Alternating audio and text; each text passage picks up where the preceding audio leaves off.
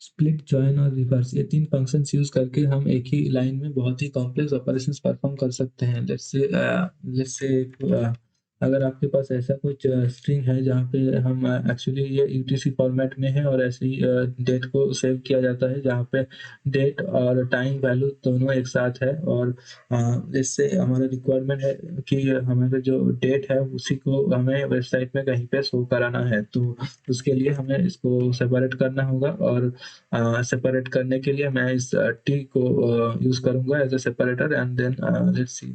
सो मैं पहले एक वेरिएबल ले लेता हूँ कि date equals to date time, और फिर स्प्लिट कर देंगे हम इसको। सो स्प्लिट करने के लिए मैं जो सेपरेटर यूज करूंगा वो होगा टी, और हम अगर इसको प्रिंट कर दें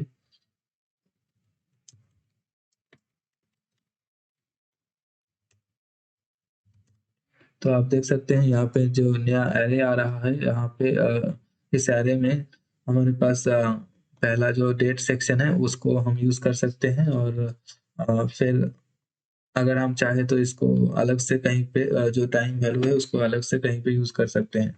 तो इसके लिए हम जस्ट पहले वाले जो भी एलिमेंट है उसको एक्सेस करेंगे और उसको यहाँ पे प्रिंट कर देंगे अभी के लिए।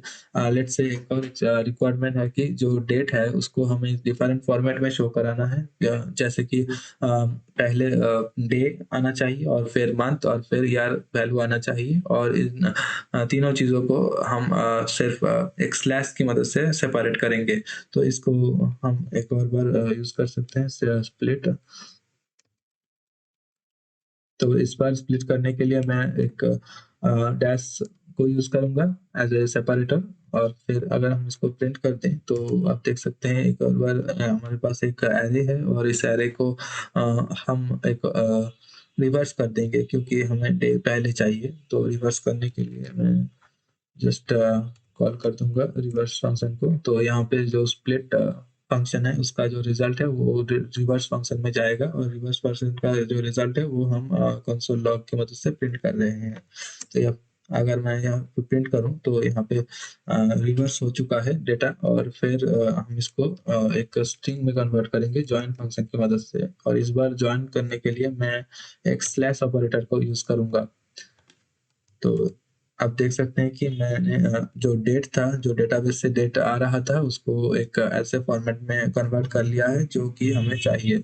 तो अब हम इसको यूज करने के लिए तैयार है। तो लेट्स से एक और एग्जांपल जहाँ पे हमारे पास एक ऐसा स्ट्रिंग दिया गया है कि हमें पता करना है कि ये स्ट्रिंग जो है वो पैलिंड्रम है कि नहीं। इसका मतलब अगर इसको इसके सारे कैरेक्टर्स को रिवर्स करके लिखे तो अगर सेम आ रहा है तो ये पैलिंड्रम है। तो ये चेक करने के लिए भी मैं एक जस्ट इसको रिवर्स कर दूंगा। तो रिवर्स करने के लिए इस बार मैं एक एम्प्टी स्ट्रिंग यूज करूंगा, क्योंकि हमारे पास जो स्ट्रिंग है पैलिंड्रम, हर एक कैरेक्टर के हम मान सकते हैं कि हर एक कैरेक्टर एक एम्प्टी स्ट्रिंग से सेपरेटेड है। तो हम यहाँ पे सेपरेटर के लिए एक एम्प्टी स्ट्रिंग यूज करेंगे, और यहाँ पे फिर रिवर्स करने के बाद एक और बार इसको ज्वाइन कर देंगे एम्प्टी स्ट्रिंग यूज करके, एम्प्टी कैरेक्टर यूज करके। और इसको अगर हम प्रिंट करें तो हमारे पास फिर से सेम डेटा आ रहा है। और अगर हम यहाँ पे कुछ चेंजेस करें, जैसे कि मैंने एस ऐड कर दिया, और फिर आप देख सकते हैं कि जो एस है वो पहले आ रहा है क्योंकि जो वर्ड है वो रिवर्स करके लिखा गया है। अब हम इसको अगर एक कंडीशन कंपेयर करें ओरिजिनल स्ट्रिंग से ऐसे, तो हमारे पास जो रिजल्ट आएगा वो होगा या तो ट्रू या फिर false. So in this case ये फॉल्स आएगा, क्योंकि अगर हम रेडर को इसको अगर उल्टा करके देखें तो एस पहले आ रहा है जो कि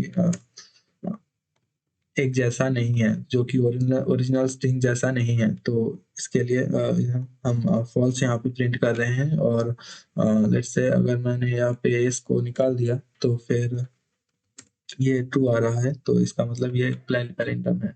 ओके, तो यहाँ पे मैंने एक और एग्जांपल ले लिया है। तो मेरे पास एक टाइटल है जिससे, और बहुत सारी वेबसाइट में ऐसा रिक्वायरमेंट होता है कि आपको जो ब्लॉग है, ब्लॉग का टाइटल है, उसको एक स्लैग फॉर्मेट में यूआरएल में शो कराना होता है। इससे सर्च इंजिन्स आसानी से हमारी ब्लॉग्स को फाइंड कर सकते हैं। इसी पर्पस के लिए ये किया जाता है। तो इसको भी हम स्प्लिट, रिवर्स और जॉइन फंक्शन की मदद से कर सकते हैं। जैसे यहाँ पे हम क्या करेंगे कि हम जो टाइटल है उसको लेकर स्प्लिट कर देंगे। यहाँ पे हमारा सेपरेटर होगा एक एम्प्टी स्ट्रिंग, और एम्प्टी स्ट्रिंग के अंदर एक स्पेस या फिर व्हाइट स्पेस कैरेक्टर, और फिर हम इसको आई थिंक रिवर्स करने की ज़रूरत नहीं है। फिर इसको हम जस्ट ज्वाइन कर देंगे, और ज्वाइन करने के बाद हम इसको लोअर केस, हर एक कैरेक्टर को लोअर केस कैरेक्टर में कन्वर्ट कर देंगे, और यहाँ पे ज्वाइन करने के लिए एक डैश का यूज़ किया जाएगा। तो अब हम इसको अगर प्रिंट करें तो आप देख सकते हैं कि हमारा जो स्लग है वो यहाँ पे रेडी है, और इस स्लग को हम डेटाबेस में सेव कर सकते हैं और फिर कहीं पे भी यूज़ कर सकते हैं। तो ये था split, reverse and join. Thank you for watching.